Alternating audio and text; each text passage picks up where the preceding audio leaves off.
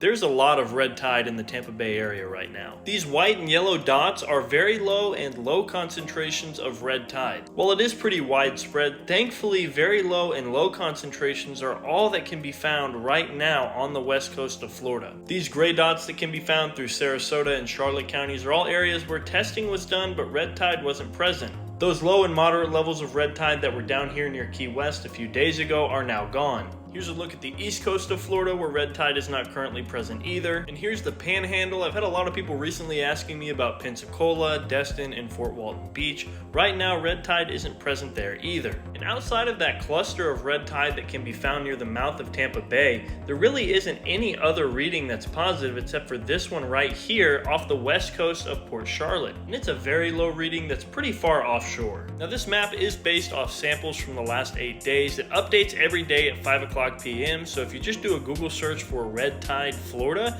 you can pull up this map which is provided by the FWC.